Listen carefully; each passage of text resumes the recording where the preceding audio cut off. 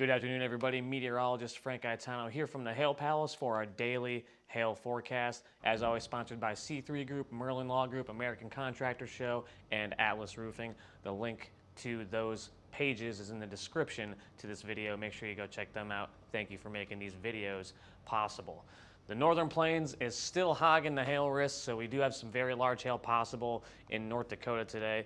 Plus, we have a couple of areas to look at for the potential for some severe wind gusts, including the northeast. And as we get into tomorrow, we have more of a conditional chance for hail and wind across the Mississippi Valley into the upper Midwest, so we'll talk about that. And then at the end of the video, we're going to start doing more of these as we get more things to actually talk about. We're going to get into our tropical check-in and the potential for seeing our second named storm either today or possibly tomorrow. We'll have to take a look and see what the NHC forecast is for that. As always, though, we're going to get into our upcoming events. We've only got one to show you right now. Florida Roofing and Sheet Metal Expo is going to be down in Daytona Beach, Florida from July 19th through the 22nd. If you want more info on this, you can go to floridaroof.com to get all the info for the Florida Roofing and Sheet Metal Expo. Again, that's July 19th through the 22nd down in Daytona Beach, Florida. So we're going to take a look at our storm reports from yesterday. We had a bunch of wind reports come in. I think there was 40-something severe wind reports here in the Intermountain West down through Utah, but we're going to take a look at the hail. We had a scattering of hail reports here in the upper Midwest, so northern Wisconsin had a couple storms. Also, same thing down in southern Minnesota and northern Iowa. Generally a pretty quiet day as far as hail goes, though, so nothing too crazy happened yesterday. Current conditions pretty nice around most of the country. Do have a couple areas to look at as we see this complex moving eastward out of our risk area for today and the clearing behind it. And the showers back here is going to be the producer of the isolated storms later on today into this evening, but we do see the clearing back here, so it's going to be conducive for getting that instability up for that possibility of very large hail. And we're going to work over the northeast. We do have a front pushing eastward. Mainly the risk is probably going to stay north of the international border in Canada, but we could see some gusty winds up to 60 miles per hour with any cells that form here in New England as far south as the northeast. The Albany area, I'd say, is probably the furthest south that we can see the possibility of those storms today, and that's going to track eastward this afternoon into this evening. Temperatures around the country, we did have a pretty good cool down the last few days, but we are seeing those temperatures bump back up into the 90s through the central part of the country, so we are going to start heating up again over the next few days, and then, yeah, it's just going to be hot again. So it is summer. So it's drier than it has been recently, so we were dry for a couple days. We were very good moisture through the center of the country before then, but we do see some moisture starting to feed back up into the central portion of the country. Down in the southeast, as always, the dew points are pretty high down there in the 70s, pretty much across the board in the southeastern portions of the country. Here is our significant hail model. We show you guys this on those big hail days. So we do see these deeper colors here in North Dakota and down by the South Dakota border. This is this evening, and this is showing that it's going to be pretty conducive for some fairly large hail. I think hail up to tennis ball size is possible today with any storms that can stay strong enough and work their way east enough into this instability. But we don't really expect to see too many storms. So that's kind of the thing for today. But look how deep those colors get, indicating the possibility of very large hail near the Fargo area later on this evening. So stay alert if you're in Fargo. Get ready for that big hail possibilities. And we're going to work into our radar here. So let me show you what I'm talking about. No, don't see too many storms firing here. So we're getting into this evening, 7:30, 8 o'clock.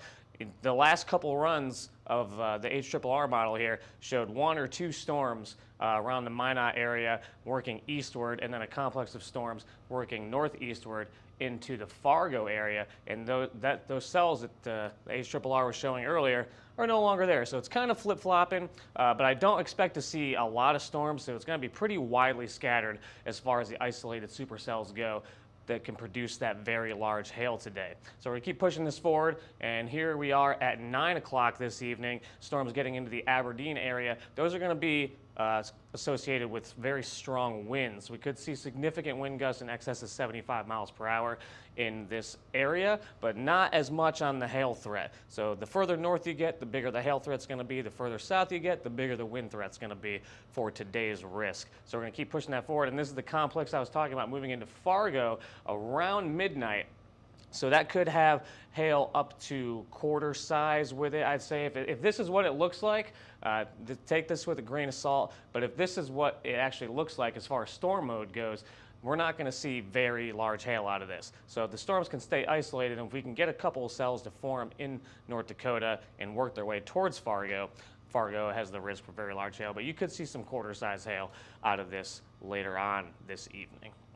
So we're going to have a couple more areas. We're going to let that play through, and we have a couple more areas to look at. So we're going to work our way to the west. Here we're looking at the Salt Lake City area and into the Intermountain West into Wyoming. So we'll let this play through, and we see some isolated cells forming this afternoon around 4 o'clock, and those are going to be pushing east-northeastward through the area. So we do see some around Salt Lake City, and as we get into the evening, some more forming as well. And those are just going to keep pushing eastward, and we could see some wind gusts up to 60 miles per hour with any of those cells that can really get going this evening. And our last area we're going to look at is the northeast. I showed you that complex associated with that front that's pushing eastward, and we see a couple of cells forming near Burlington here around 5 o'clock. Nothing really showing for the Albany area, but I think that is still a possibility for you, Albany, but you're probably as far south as those storms are going to possibly get today. So let's take a look at what this looks like graphically for our hail forecast. I did include the red there. I did mention that tennis ball size hail was possible. So go over the cities. Like I said, the further south you get, the less the hail size is going to be and the less the hail chances are going to be. So we have a low end risk for Aberdeen. Fargo, I think, is our best shot for the big cities in the area. Winnipeg, you made it back into the forecast. You're at the very northern edge of where these storms could possibly be. And if Bismarck can get in, if those storms could form pretty much over Bismarck. And like I said, it's going to be pretty isolated as far as storms go. So I'm not looking at too high a chances, but Fargo, you probably have the best chance as far as any real population centers go today for getting that large hail. And so with that, we're going to take a look at our wind here. It's a similar forecast for that area for the wind. We're going to zoom in out west first, though. I mentioned Salt Lake City. Pretty low-end chance, but if you could get those cells to go over Salt Lake City, we could see wind gusts up to about 60 miles per hour. Same thing for you, Casper. Same thing for you, Rapid City. And Aberdeen, you got pretty decent shot, moderate risk today for those significant wind gusts in excess of 75 miles per hour. Bismarck, pretty moderate risk for you for wind gusts up to 60, and then Fargo. I kind of want to bump this up again because when I made this, that complex wasn't really showing up on the models. So I'm gonna bump this up to that gold color there. We're gonna say Fargo has a moderate risk for wind gusts up to 65 miles per hour today. We're gonna work our way to the northeast now. Pretty low-end chances across the board. Like I said, the main risk for today is going to be north of the international border. So we have a low risk for you, Burlington, a low risk for you, Albany, and a low risk for Concord, New Hampshire. So let's get into tomorrow. You might be looking at this saying, well, Frank, I don't really see much going on there. Well, like I mentioned, it's a pretty conditional risk tomorrow. So we do have a front that's going to be moving through the area, but it's not a guarantee that storms actually fire. We're going to have that instability in place, but we need those storms to actually fire in the area to get any real risk for hail or wind. But we do have a few cities that are in the forecast as I let this play through. The only thing we really see here is a late in the period around 2:30 in the morning, a chance for Omaha to get a cluster of thunderstorms. So we'll have to see if those can actually be severe, if there's still enough instability in the atmosphere for those to produce anything significant in the Omaha area. We'll keep letting this play through towards 7 a.m. on Friday, and then we'll go into the graphics here. So these are the places that I have highlighted. Like I said, it's conditional risk, pretty low-end risk, but we do have a few cities in here. I mentioned Omaha, Grand Island, you get in there. So our three main cities that have any chance tomorrow, as of right now, we're going to be Omaha, Des Moines, and we'll work our way up to the northeast here in Minneapolis. So those are going to be our three biggest cities that are in the risk area for tomorrow. La Crosse, you also have a chance, and all the way up here in Marquette, you also have a shot at seeing some large hail up to $half size with any storms that can actually form. And it's going to be the same thing for our wind risk. So we'll zoom in on here and take a look at the same cities. Again, low end risk across the board for you: Grand Island, Omaha, Des Moines, Minneapolis, La Crosse, and Marquette. Low end risk for wind gusts up to 60 to 65 miles per hour. So moving forward after that, we have this ridge here. So this is where we are right now. We're going to push forward through today and tomorrow's risk, and we're going to get to Friday. So this is noon on Friday. Nothing really showing up that's going to be of significance at this point. I think any risk as of right now is probably going to be north of the international border in the northern plains, and also north of the international border up in the northeast. So Friday, we'll have to see how it plays out over the next couple of days, if we can get a little short wave to kick out into the plains here a little further south. But as of right now, I'm not seeing any real risk for Friday. And if we push it forward, we're looking at Saturday now, we do start to see the trough that's out west looking like it's going to be working its way a little bit into the actual United States mainland. So we're going to play this through till Sunday, and we do see a little push. So we could see some storms here in the northern plains, in the Intermountain West into the northern plains on July 4th. So hopefully, if there's any day I don't want severe weather, let's not have it be July 4th, because people want to enjoy the day and celebrate. But that does look like to be a possibility of our next real shot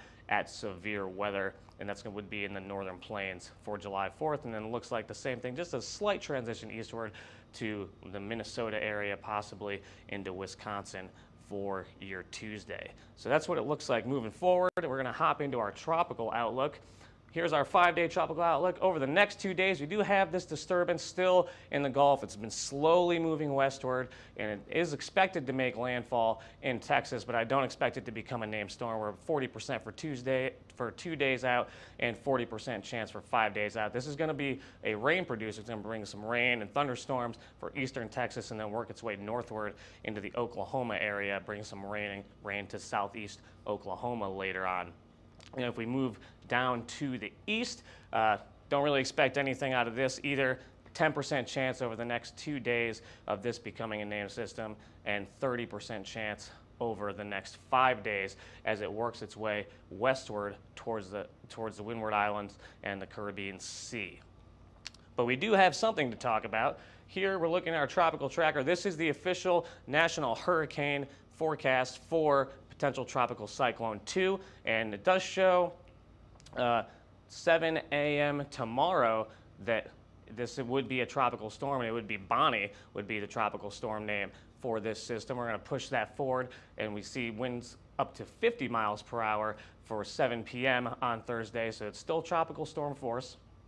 And we keep pushing it, and it's suspected to make landfall in Nicaragua on Friday, probably midday on Friday, and it's going to weaken after that, because obviously the land is going to weaken the system, and then it gets back down below a named system. So that's what we're looking at for tropics. Like I said, Bonnie is our next name, and then after that we have Colin, but we're still waiting to see if this one can actually become Bonnie. But if you want to stay in contact with us and stay updated on that, make sure you hit us up on our social media: Twitter, Facebook, Instagram, YouTube, and TikTok. We're at HailTrace for all of those. If you want to get directly in contact with us, you can call us at 855-334-4245.